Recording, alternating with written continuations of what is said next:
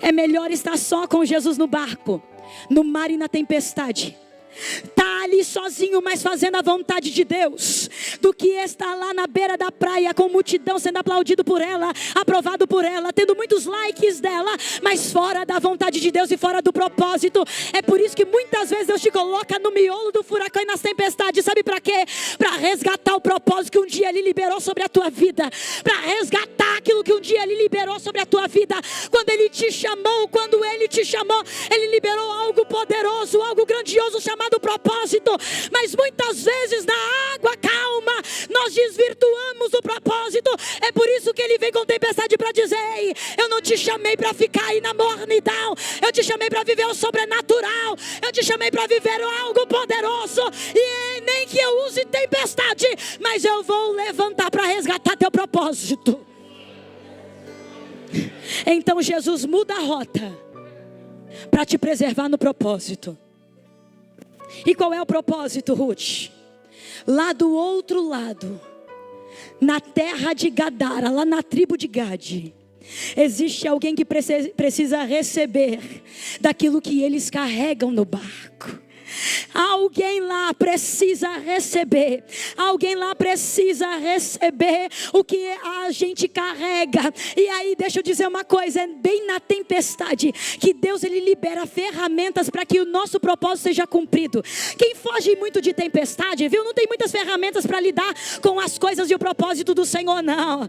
Tem gente que foge de deserto, tem gente que foge de tempestade. Por quê, Ruth? Porque quando a coisa aperta lá no casamento, a primeira coisa que quer fazer é pegar a mala e ir embora pedir divórcio. Quando a coisa aperta lá no trabalho, a primeira coisa que quer fazer é ir passar lá no RH e pedir as contas. Deixa eu falar uma coisa para você: para de fugir de tempestade, porque é exatamente nessa tempestade que Deus está te entregando ferramentas para tu chegar em Gadara e cumprir teu propósito com poder. Redaico, Sheideico. Os discípulos precisavam chegar lá com aquilo que estavam recebendo de provisão, de presença e de poder no miolo do furacão da tempestade. Para de fugir de tempestades. O propósito da tempestade não é que você fique paralisado por conta daquilo que te aconteceu, mas que você use exatamente as tempestades e as dores da tua vida para transformar alguém lá em Gadara.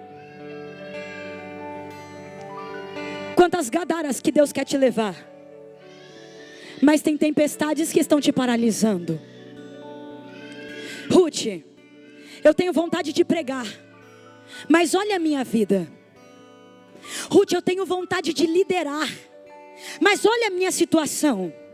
Ruth, eu tenho vontade de falar do amor do Senhor, mas olha só a minha vida toda atrapalhada, olha a minha família toda destruída. Ruth, eu não quero falar, eu não quero pregar. E deixa eu falar uma coisa para você: você está passando por deserto, você está passando por tempestade. Este lugar não é tua morada, você só está passando pela situação. Agora, na tempestade não é para você jogar a âncora e ficar esperando paralisado as coisas acontecerem, porque se você jogar a âncora, é exatamente aí paralisado que a tempestade vai te tragar e te matar.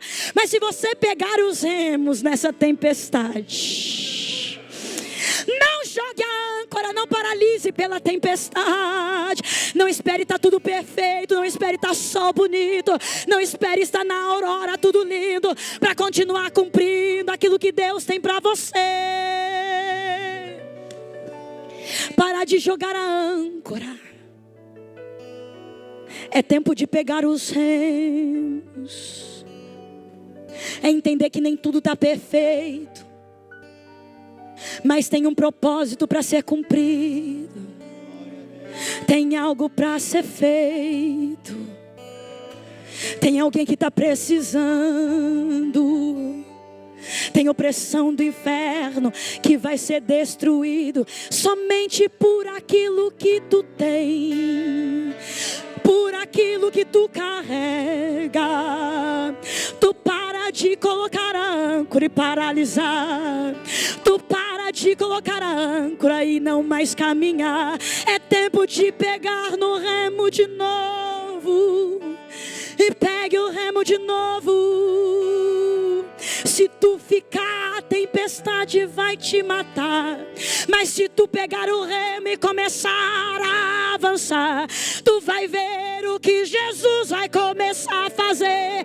Tu vai ver o que Ele vai começar a liberar. Tu vai viver milagre. Vai começar a ver o manifestar e a glória do teu Senhor. Gadarenos estão te esperando para receber aquilo que flui do teu propósito, do teu coração. Porque tem te calado, porque abandonou e largou quem te mandou largar. É tempo de pegar os remos e começar a avançar. Porque parou no teu chamado. Porque parou naquilo que Deus um dia disse para fazer. Deus tem falado, Deus tem ministrado, Deus tem falado no teu ouvido. Mas tu tá calado, tá paralisado, colocou a âncora no lugar errado. Na tempestade não é para parar, é para avançar. Pegue os remos agora, o tempo é de avançar. Não é para paralisar, é para avançar. Olhe para a pessoa do teu lado e diga: pegue o remo de novo, pegue o remo de novo, pegue o remo de novo.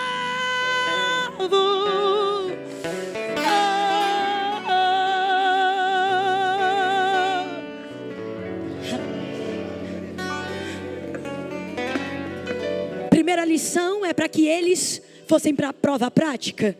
A terceira lição é que isso os levaria para resgatar o propósito do dia, daquilo que o Senhor já tinha liberado para a vida deles. Outra lição da tempestade é para que os discípulos venham entender que eles precisam orar mais e olhar menos.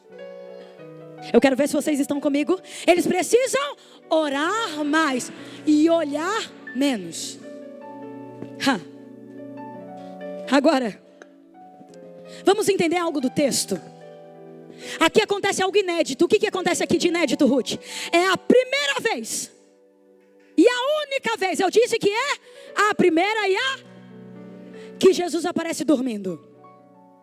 Você não vai ver nos evangelhos.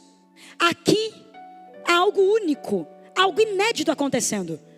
E vai dizer que Jesus Cristo está dormindo. Agora, aqui, Jesus, a única vez que ele aparece dormindo, ele dormia testando a fé dos seus discípulos. Para quê, Ruth? Sabe para quê? Para realmente verificar se eles ainda continuavam confiando nele, mesmo que a aparente mão de Jesus não estivesse movimentando a favor deles. Jesus estava testando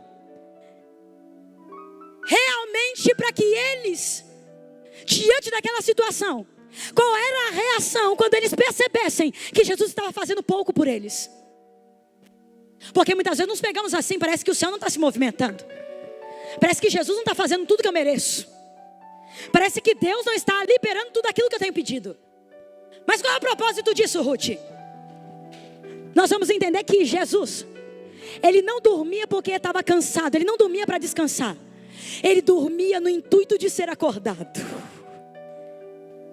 Poucos vão entender a profundidade disso que eu falei agora. Ele não dormia para descansar. O silêncio de Jesus, o sono de Jesus não era para descansar. O intuito do sono de Jesus, sabe qual era? Era esperando os seus discípulos o acordar com oração. Quando Jesus quer ensinar as verdades do reino, coloca os seus discípulos sentados na terra firme. Mas quando Jesus quer ensinar os seus discípulos a orar, coloca eles na tempestade. Porque na terra firme, na bonança, dá vontade de orar não. Ah, meu Deus. É por isso que as coisas começam a apertar. É por isso que as coisas começam a ficar difícil e parte para o campo do impossível. Sabe o que é? É muitas vezes Jesus se fazendo de dormente para ser acordado através da tua oração. Ai, cheio de Jesus. Os discípulos entendem, depois de muito tentar. E a oração deles olha a oração deles: Senhor, salva-nos, porque perecemos. Por quê? Entenda que a tempestade ela já está instalada há algum tempo. Por quê, Ruth? Porque os pescadores experientes, como os discípulos, já estão em pânico. Porque se fosse uma tempestade qualquer, na hora que começou, eles não iam estar em pânico. Eles são pescadores experientes e conhecem o mar da Galileia como ninguém. Aqui e agora, eles estão em pânico, porque a tempestade já foi instalada há algum tempo. A tempestade já está lá há algum tempo e Jesus continua dormindo. Agora, Jesus não está vendo a necessidade dos discípulos, sim ou não? Então por que está dormindo ainda? É o que eu sempre digo: Jesus não atende necessidade, Jesus atende uma oração. Jesus não atende tua necessidade não, viu? Ele atende o teu clamor. É quando ele chega para o cego e vai perguntar: o que queres que eu te faça? Ele não está vendo a necessidade do cego, sim ou não? Mas o Senhor não atende necessidade. Ele quer ver o cego orando, ele quer ver o cego clamando, ele quer ver o cego ali cara a cara com ele, dizendo: eu quero ver. Mas o que geralmente acontece nas nossas vidas e nas tempestades que vivemos é que nós olhamos mais para os ventos e esquecemos de orar pelos livramentos. Nós olhamos mais para os ventos e oramos menos pelos livramentos. Os discípulos olham ao redor, entram em pânico, porque o perigo é iminente. Aí eles olham para dentro de si, encontram desespero. Eles olham ao redor e vê só caos. Mas eles esquecem de olhar para Jesus e ver que lá tem livramento. O convite de Jesus para a tua tempestade hoje é: independente dos ventos contrários, continue olhando para Jesus. Independente dos ventos que não estão favoráveis, continue buscando Jesus na oração. Jesus está querendo ouvir tua voz de novo, viu? Jesus está querendo ouvir tua voz de novo. Para de reclamar com pessoas e comece a falar com aquele que pode te dar. Comece a falar com aquele que pode resolver. Comece a falar com aquele que pode mudar a situação. Comece a falar com ele, porque ele está dizendo aqui: continue olhando para mim, olhe para aquilo que vem do céu. Sabe por quê? Você vai testemunhar mais uma vez, vai poder se alegrar mais uma vez. Receba na tua alma paz, porque o céu ainda tem mais. Você vai testemunhar mais uma vez, vai poder se alegrar mais uma vez. E não vai voltar para trás, mas vai seguir em frente. Por quê? Porque o céu tem mais. O céu tem mais. O céu tem mais. Então por que tu está insistindo em olhar para aquilo que vem da terra, se só o céu tem mais? Tem mais para tua saúde, tem mais para tua família, tem mais para o teu coração. Porque tá olhando os ventos contrários, batendo forte, rodopiando o barco. Olhe pro alto, de lá vem provisão, de lá vem sustento, de lá vem cuidado. Então olhe para aquilo que vem do alto, e o céu tem mais. O céu tem mais, mesmo que aqui cesse os recursos e pareça que vai afundar. Esquenta não, porque o céu tem mais. Mais tudo que tu vê acontecer, mais do que tu tá vendo aqui acontecer. O céu tem mais, tem muito mais. O céu tem mais, o céu tem mais. O céu tem mais, o O céu tem mais, o céu tem mais, o céu tem mais. Tem mais unção, tem mais perdão, tem mais presença, tem mais sustento, tem mais livramento. E vai ter testemunho, vai ter testemunho. Mas coloque teu joelho de novo no chão, porque parou de clamar, porque parou de buscar. Volte a clamar, volte a jejuar, volte a chamar a família de novo pra adorar. Porque clamou, se Ele atende ao clamor, se a tua oração muitos não escutam, tá lá no secreto, mas o céu tá vendo. E Deus está dizendo: eu vou liberar mais. O céu tem mais, eu vou liberar, é muito mais. Volte a clamar e volte a interceder, volte a buscar como tu buscava, e com Ele tu falava, e Ele no teu ouvido ministrava. É daí, tu lembra quando Ele conversava com você? Ele quer mesmo de novo este secreto, este poder. Ele tem algo para fazer, Ele tem algo para cumprir. Mas o poder vem na oração, o poder vem no clamar. Não tem vitória sem a oração, não tem batismo sem oração, não tem cristianismo sem oração, não tem poder sem oração, não tem milagre, não tem provisão sem oração. A receita continua a mesma é boca no pó. Retai, Shaddai, Deco, Shedeco, Ramai, Deco, Radai, Kedeco, Dai. O Senhor acabou de falar no meu ouvido aqui: aumenta o clamor que eu vou aumentar a resposta. Aumenta o clamor que eu vou aumentar o testemunho. Aumenta o clamor que eu vou aumentar o milagre. Aumenta o clamor que eu vou aumentar a unção. Receba, receba, receba, receba, receba através do teu clamor.